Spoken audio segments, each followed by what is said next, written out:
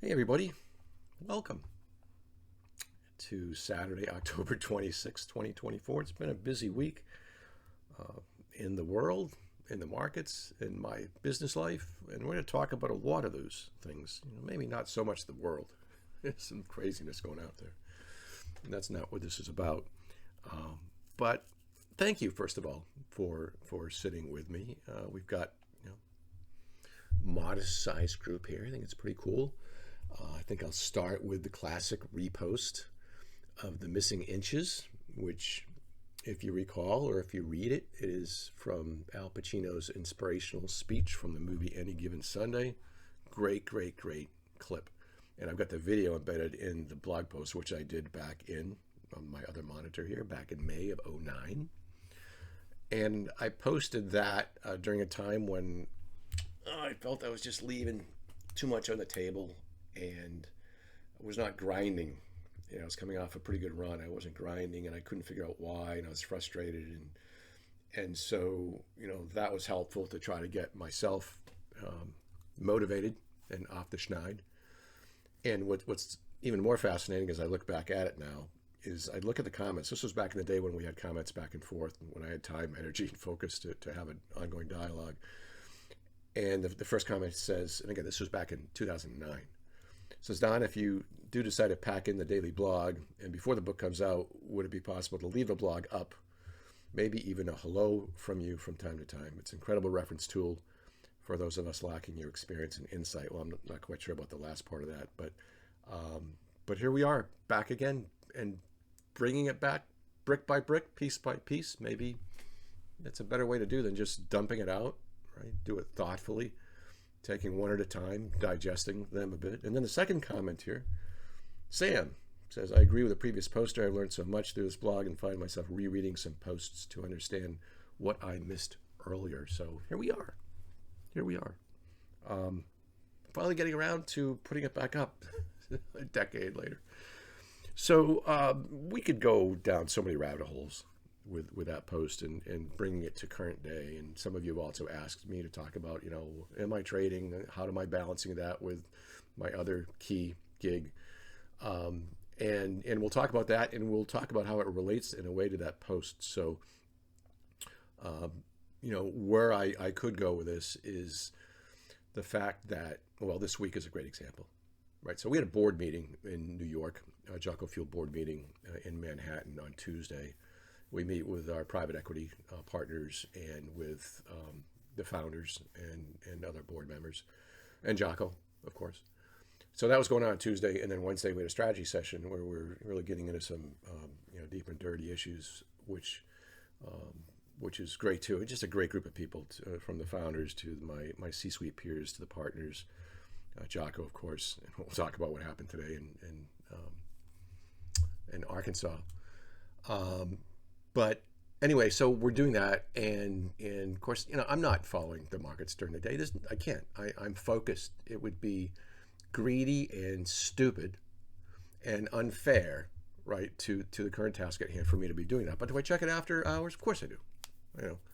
And so I think it was after Wednesday, and I looked at it. I'm like, oh my goodness, looking back at the charts, and there's an initial range break. There's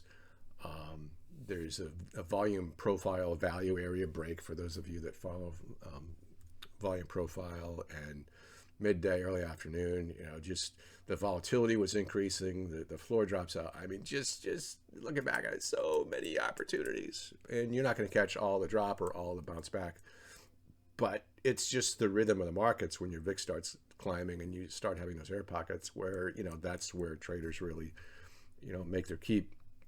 And if you recall, my style is usually to press it hard during those times. But I'm in a situation now where I can't. And so, a little frustrated. And in terms of the missing inches, is that really the missing inches? No, the missing inches is really, where you are just not going after those outliers that you need to include in your repertoire, right? 90% of your keep probably being made, with 10, 20% of your trades. You just have to push. You have to push. You have to go all in. And I've said before, that's not greed. That's just a necessary business strategy, and you have to have that. trying to do that now in my situation or in many of your situations, if you're focused on something else, you either have to bifurcate the time frames, right? Where you're focused here for this period and here for this period, and this here, at least in my case, is really limited to end of day, really, and your end of day really is for Asia, where you're not getting the volume and the momentum opportunities. It's more of a short-term time frame that we talked about either last week or a couple of weeks ago. And my focus isn't that great at the end of the day. So, am I trading much after hours? Not really. Am I trading a little bit? Of course, and part of it is just to keep my head in the game so that when this thing starts back up in spades down the road, which it will, that I feel at least I haven't, been out of it entirely. But geez, it's like, oh my goodness, opportunity. But again, you can do about anything in life, my opinion, but you can't do everything. You cannot do everything. And so what I was just saying a few minutes ago is, the ability to focus on multiple areas at the same time, just it's not fair, it's not smart. And so it's some perspective, it's some patience, it's willingness to apply yourself to that which is most important at that particular time. And it's very much like distracted driving, in my opinion.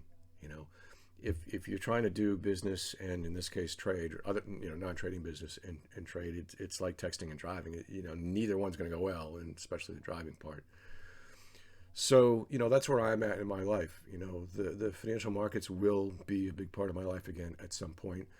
I still monitor them. I still trade a little bit after hours, but it wouldn't be fair to anybody, anything.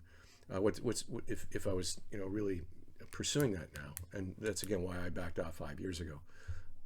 I saw this incredible opportunity to apply a piece of my life to someone and ones who really could use some help in an area that I happen to have done pretty well in the past that was not related to trading. So that mission will continue. But what's kind of interesting is that there are more and more people that I'm close to up here, which now are learning of the book, of the TV, the radio, all that we did, back 10, 15 years ago, and even the network that we created, the global network that we created, it's about 6 years ago now. And I I'm not the one to just shout this stuff out, and people have kind of found it. Maybe you're watching this, right? So I'm getting some people, why didn't you tell me this and all that? It's like, it's just, wouldn't come across necessarily real well if all of a sudden I'm this author and I'm this trader, and I taught my industry for a year in terms of rate of return. I just who is this guy, right? So those of us that have had the blessing to have been given skills, I don't know if I'll call them gifts, but skills and desires in multiple tangents of our lives. We've just got to pick and choose. And so if the market does not humble you, if having a public profile in this industry doesn't humble you, then I don't think what will. I don't know what will. And so, those are lessons that I've learned, that, to be a servant in this world, to be a servant of others, to be a servant to the market, for those of you that are in the market, to be a servant to founders, that's a pretty good way to go through life and maintain some humility. So that may sound like a complete oxymoron, given the confidence that's required in the markets and in business. And there's that fine razor-thin line between confidence, necessary confidence, and stupid cockiness, and a line that I've crossed certainly, far too many times. But at least the awareness that line exists, and try to pull yourself back every now and then, I think that's a good life lesson. So enough babbling there. But again, the concept about you can probably do anything in life, but not everything is I think pretty important. So I was talking about Jocko. So we were at, I say we, it was not me, but Jocko and about 1,000 folks were in the Walmart parking lot in Bentonville, Arkansas, the headquarters of Walmart, this morning at 4:34 a.m., doing burpees and jumping jacks and push-ups and sit-ups and more burpees, 4 rounds. And so I was watching that on video, at least live this morning. And again, just a great connection to the missing inches, to Al, to, I keep looking over here. It's past peak. I'm looking at the lake, and the water's just rushing by because it's pretty windy out there. It's hard not to look at. But again, these people who get up. So there was a firefighter. I'll post a picture. A firefighter and his son was dressed up in firefighter gear. My guess was it might have been a Halloween costume, but it looks really realistic. And so full garb, and they were doing workouts with full garb. So, a first responder these are the type of people that I'm working alongside. And again, those of us that are willing to, or are wanting to accomplish something in our life, you gotta put the work in. You gotta put the work in. I mean, who gets up at 4:30 a.m.? Well, earlier than that to get there for 4:30. Who does that on a Saturday morning? To put yourself through pain. Well, folks that want to accomplish some things, and what Jocko was saying with his bullhorn this morning was, take care of yourself. But take care of yourself because that will allow you to take care of others, take care of your family, take care of your community. And, that's what it's all about. So, the main commonality that I have, I guess I'll kind of wrap it up with this thought. The main commonality I have with what, I'm doing with these guys and what we did in the trading world for a long, long time. And I've kind of highlighted at the top of this new website, which is continued pursuit of excellence, right? It's not about the best trader. It's not about the best educational program. It's not about the best diary. Those all have a place, a role to play, and a place in the business. But for me, it's always about pursuit of excellence, right? And what does that take?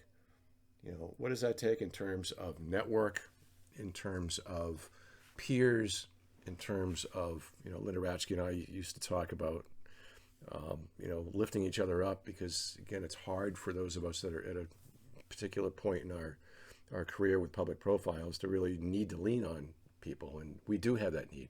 So who do we lean on? We kind of behind the scenes lean on each other. And so, that's needed, that's required, pursuit of excellence. So, think about Al in his speech.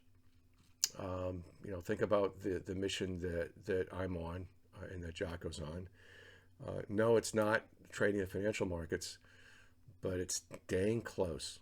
The parallels are really, really close. And the mind is forever turning